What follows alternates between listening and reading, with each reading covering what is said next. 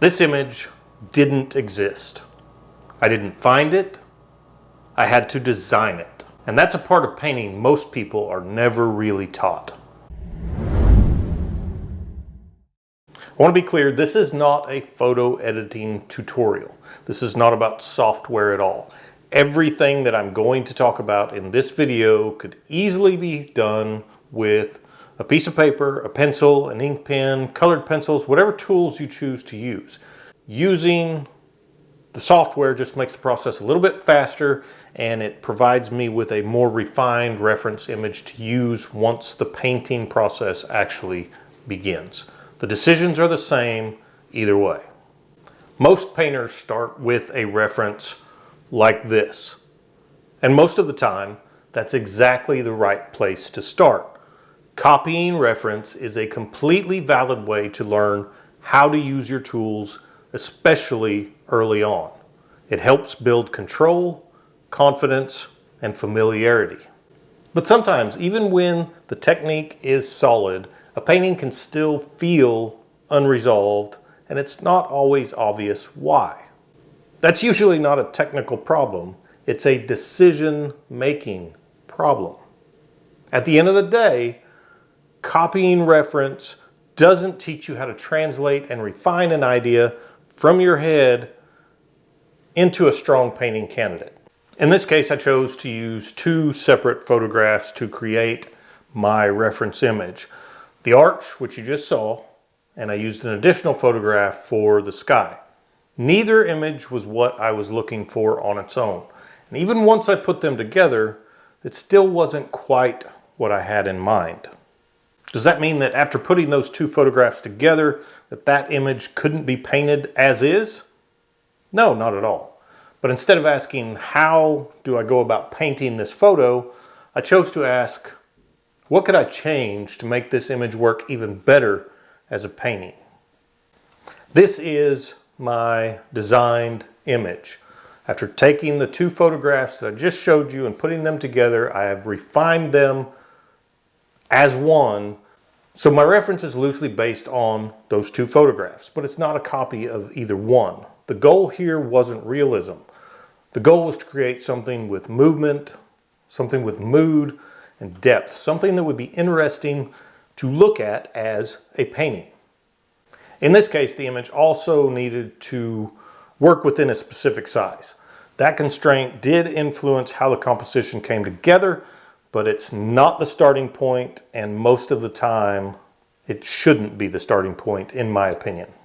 Now, when we talk about designing an image, probably the first thing that comes to most of our minds is composition.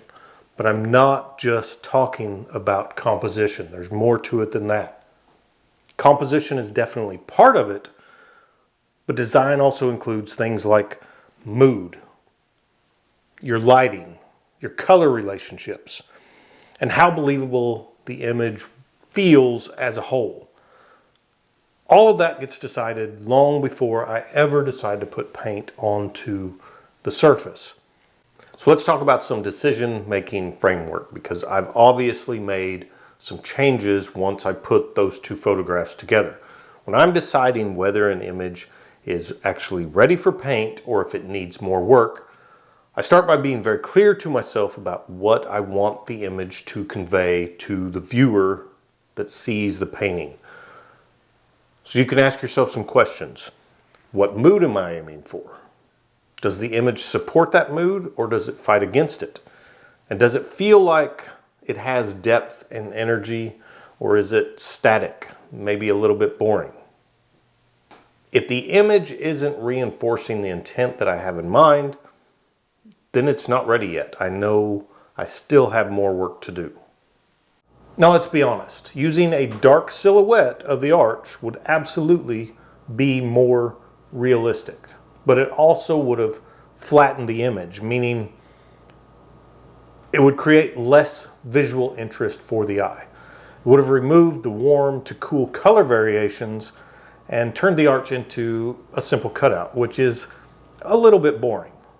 I wanted depth, I wanted variation, and I wanted energy, not just contrast. So Realism lost that argument.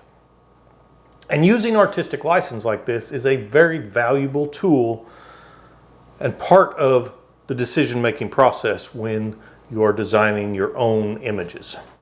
Now, it's pretty obvious when you look at all of the images that I've shared in this video up to this point that elements were obviously changed. I didn't just cut out the arch and superimpose it on the sky photograph that I liked. I adjusted other things. I adjusted the shapes, I adjusted the lighting, and I adjusted colors. So just as important as what I changed is what I didn't change. I didn't add more elements. I didn't try to make this more complex, and I didn't chase realism for its own sake. There are realistic elements here, but realism is not the main goal. Believability is the main goal with this piece. So all of those decisions were very intentional. Color and lighting are doing a lot of work here. The warm tones against the cool tones create separation and depth without relying on hard edges. That contrast is dynamic and it's appealing to the eye. Is this lighting really realistic? No, not really. But it's believable and it supports the mood that I want the viewer to feel when they see this painting. So that trade-off is intentional. Personally, I like my artwork to look like, well, artwork. So sometimes bending the rules is necessary to get the result that you're after. I understand how photorealism works. I've done it. But from my perspective, photorealism isn't always the best approach, especially when mood and impact matter more than accuracy. Reference is incredibly useful. It gives us information, structure, and a place to start. But reference can't make those decisions for you. For a lot of people, reference can feel limiting because imagining change takes practice. It's much easier to copy what's already there than to actually visualize alternatives. That doesn't mean that reference is the problem. It just means that the ability to design changes hasn't been developed yet. But that skill can be built and improved through practice. I've always encouraged using reference, no matter the subject.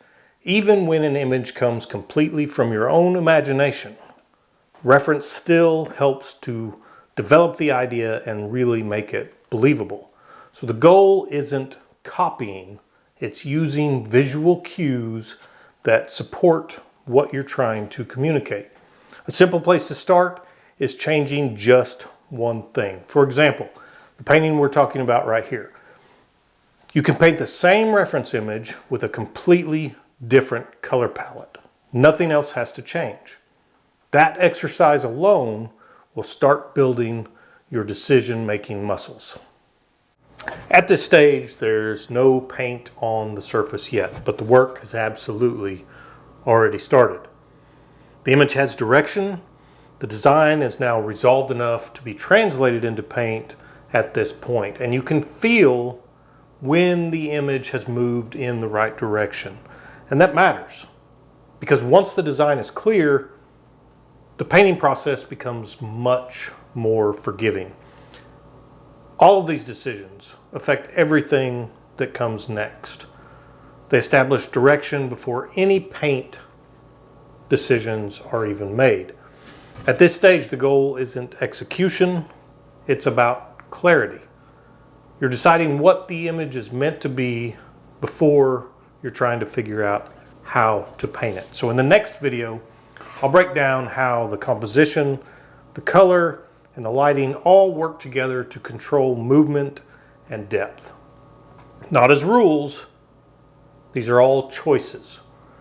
If you've ever felt like your paintings are technically fine but still not quite working, this just might be the missing step. Not more or improved technique, but better decisions during the design stage. If you're working on something right now and using a reference. Try pausing before you paint and asking a different question. Not, how do I paint this? But what could I change to help this image better achieve the effect that I'm after? As always, I hope all of that makes sense. If you have questions, leave them in the comments below. I'm Trevor with Wicked Art Studio. I will see you next time.